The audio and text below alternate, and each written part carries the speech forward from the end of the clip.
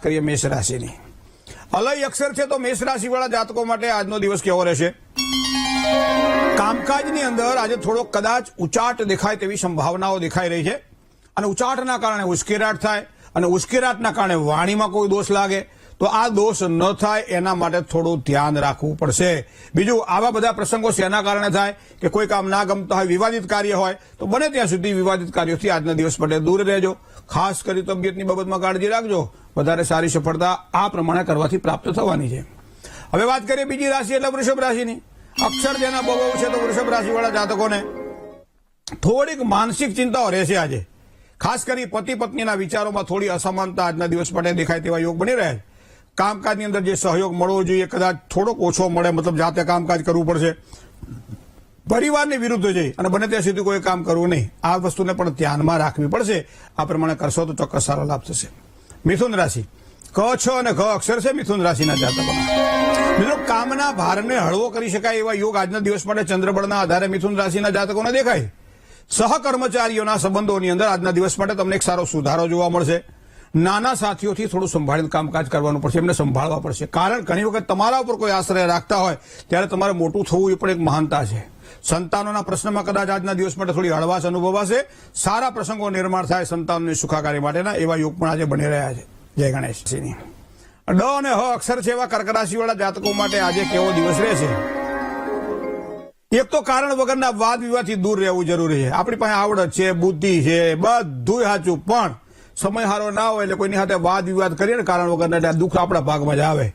અને બે વસ્તુ છે, ધનને અને પરિવારને. તમે મહત્વ કોને આપો છો? તો ધન કરતા પરિવારને આજે મહત્વનું છે. આ વસ્તુને ધ્યાનમાં રાખવી પડશે. જમીન હોય, મકાન મિલકતને લગતા કોઈ પણ પ્રકારના પ્રશ્નો હોય તો આજના દિવસ માટે વિવેકથી કામકાજ કરજો. થોડી ચિંતા રહેશે. પરિવારના પ્રશ્નોમાં ચોક્કસ એક સારું સમાધાન મળે તેવા યોગ પણ બની રહ્યા છે કર્ક રાશિને.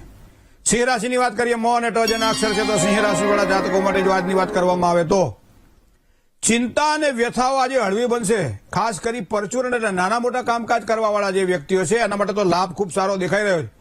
દલાલીવાળા કામકાજ જો આપ કરી રહ્યા છો, આજ બ્રોકર છો તો કામકાજમાં લેણું સારું દેખાય છે.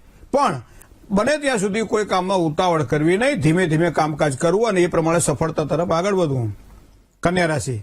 પ, ઠ અને ણ અક્ષર છે કન્યા રાશિના. ધર્મ કાર્ય માટે બહાર જવું પડે તેવા યોગ બની રહ્યા છે. મતલબ કોઈ સારા પ્રસંગ માટે બહાર જવું પડે. સ્નેહીજનોની મુલાકાત તમને ખૂબ જ સારો લાભ પણ આજના દિવસ માટે કરાવડાવશે. એનો મતલબ એવો થાય કે આજે ઉત્તમ આનંદ મેળવી શકાય એવો દિવસ છે. ધન પ્રાપ્તિ માટે થોડીક મહેનત વધારે કરવી પડે આવા યોગ પણ બની રહ્યા છે કન્યા રાશિના જાતકોને. જય ગણેશ. હવે વાત કરીએ તુલા રાશિની.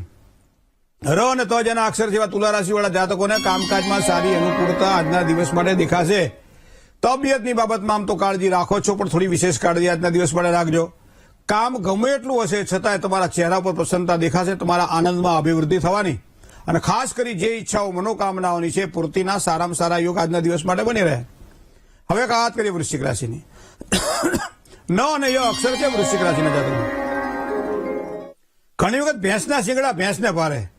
આપણા જ વિચારો આપણને ખોટા લાગે કે આળું આ ના કર્યું તો સારું હતું કે આ ના કરાય તો જે એને અનુસરજો. કારણ કે બુદ્ધિ કરવાનું સારણી. અંતરાત્માના અવાજને ઓળખો અને એ ઓળખતા શીખશો તો જ આજનું કામ તમારું સફળ બનશે. માનસિક શ્રમ શારીરિક શ્રમ કરતા વધારે તકલીફ આપે છે તો એ થોડોક થાક અનુભવાશે આજે માનસિક શ્રમથી.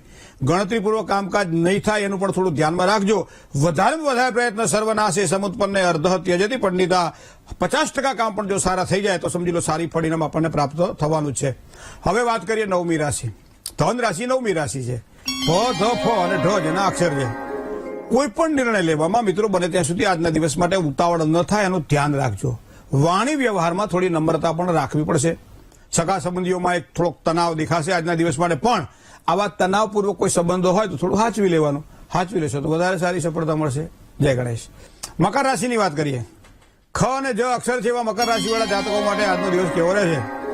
વડીલ વર્ગની તબિયત બાબતમાં થોડીક કદાચ ચિંતા વિશેષ રહેશે આજના દિવસ માટે. થોડી બેચેની, કામકાજની ચિંતા થોડુંક આજના દિવસ માટે રહે તેવી શક્યતાઓ દેખાય છે.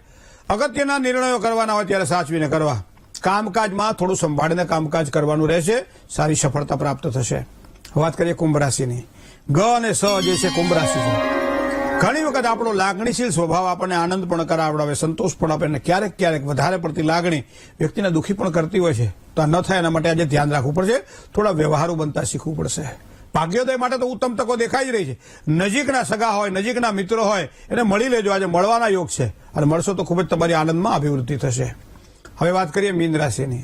દ, ચ, જ અને થ જેના અક્ષર સેવા જાતકો માટે આજનો દિવસ કામકાજની જે શરૂઆત જે છે થોડી હળવાશ અનુભવાશે આજે. એનો મતલબ એવો થાય કામનો બહુ ભાર નહીં લાગે. બીજું, વ્યક્તિગત કામકાજની અંદર આજે ધ્યાન આપી શકશો. દૈનિક વ્યવસાયથી તો લાભની શક્યતાઓ પ્રબળ બની જ રહી છે. આનંદપૂર્વક દિવસ પસાર થાય તેવો સુંદર યોગ ચંદ્રબળના આધારે મીન રાશિના જાતકોને આજના દિવસ માટે દેખાઈ રહ્યો છે. જય ગણેશ.